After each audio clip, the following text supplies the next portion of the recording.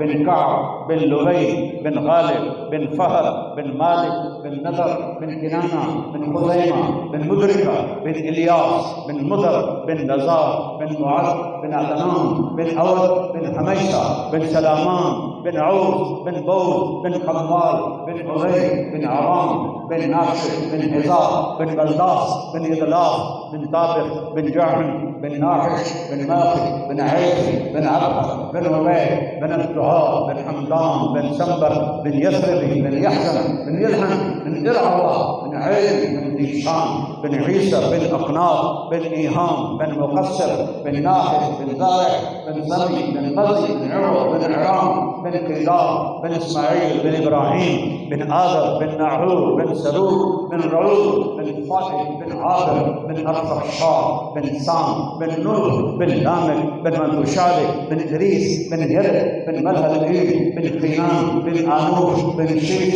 بن آدم علیہ الصلاۃ والسلام. یہ میرا نبی ہے. وأحسن منك لم تر قط عيني وأجمل منك لم تلد النساء خلقت مبرأ من كل عيب كأنك قد خلقت كما تشاء نسيما جانب فتحاه لكم فأحوال محمد را خبركم ببرء جان مشتاقا دراجا فداء روضة خير البشركم يا خير من دفنت في القاء أعظمه فطاب من طيبهن القاع والأكم نفس الفداء لقبر أنت ساكنه فيه العفاف وفيه الجود والكرم أنت الشفيع الذي ترجى شفاعته على الصراط إذا ما زلت القدم وصاحبك لا أنساهما أبدا من السلام عليكم ما جرى القدم إيه والنجم إذا هوى ما ضل صاحبكم وما هوى ما ينطق عن الهوى إن هو إلا وحي يوحى علمه شديد القوى ذو مرة فاستوى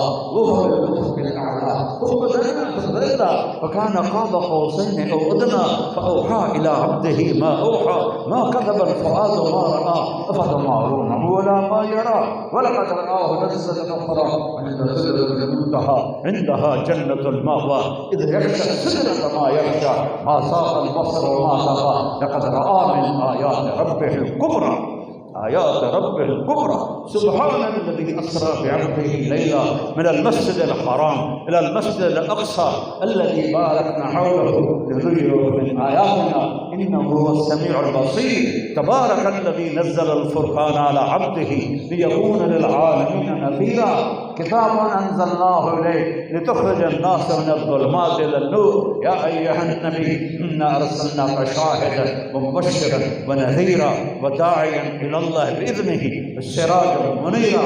فرمایا میرے اللہ نے 10 نام رکھے. میں محمد، میں احمد، میں ماہی، میں حاشر، میں عاقب، میں فاتح، میں خاتم، میں ابو القاسم، میں طٰہٰ، میں یاسین. اور قرآن میں شاہد، مبشر، نذیر، داعی اللہ، سراج، منیر، رؤوف رحیم، النبی، الرسول، المزمل، المدثر. کیا کیا اپنے حبیب کا قصہ سناؤں، کیا کیا سناؤں اور کہاں تک سنوں گے. ایک کلمہ ہے اسے یاد رکھو، ایک کلمہ ہے اسے سیکھ لو، ایک کلمہ ہے اسے سیکھ لو.